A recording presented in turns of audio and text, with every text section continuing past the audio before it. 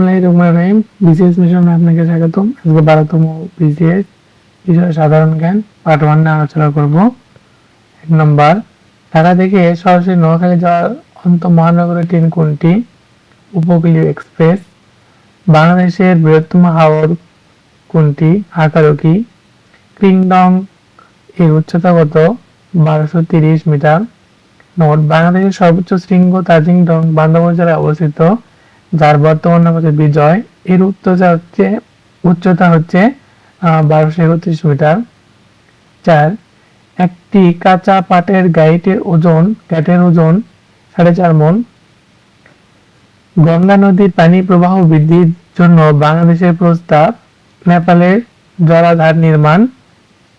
ভারত বাংলাদেশের যৌথ নদী কমিশনের অন্যতম প্রধান লক্ষ্য দুদেশের নদীগুলোর নাব্যতা বৃদ্ধি করা।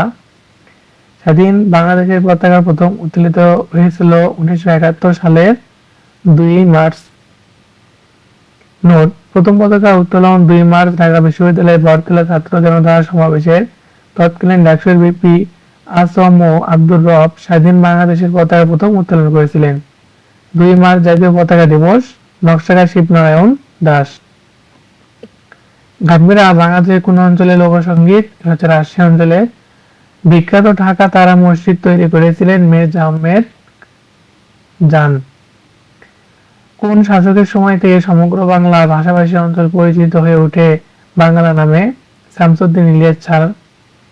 বাংলাদেশের উন্নত মানের কয়লার সন্ধান পাওয়া যায় জামালগঞ্জে। এছাড়াও দিনাজপুরের দিঘিপাড়ায়, ফুলবাড়ি, বড়পুকুরায়, রংপুর জেলার খালাসপীরে কয়লার ক্ষেত্রে অবস্থিত আছে।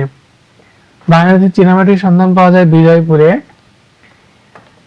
এখানে যারা প্রাণ দিয়েছে রমনার ঊর্ধ্বমুখী কৃষ্ণচূড়ার নিচে, সেখানে আমি কাটতে আসিনি রয়েছে থেকে মাহবুল আলম চৌধুরী। মহাস্থানগড় এক সময় বাংলার রাজধানী ছিল, তখন তার নাম ছিল পুণ্ড্রনগর। বিখ্যাত সাধক শাহ সুলতান বলখির মাজার অবস্থিত মহাস্থানগড়ে। ভৌগোলিকভাবে গুরুত্বপূর্ণ একটি কাল্পনিক রেখা বাংলাদেশের উপর দিয়ে গিয়েছে, সেটি হচ্ছে কর্কট ক্রান্তি রেখা, যেভাবে সর্বদাই উচ্চতাপ অঞ্চল থেকে নিম্নচাপ অঞ্চলের দিকে প্রবাহিত হয় তাকে বলা হয় নিয়ত বালু। ধন্যবাদ সবাইকে। ভালো লাগলে অবশ্যই সাবস্ক্রাইব করবেন। সাবস্ক্রাইব করতে তো টাকা লাগে না, যদি উপকার হয়ে থাকে তাহলে অবশ্যই সাবস্ক্রাইব করবেন।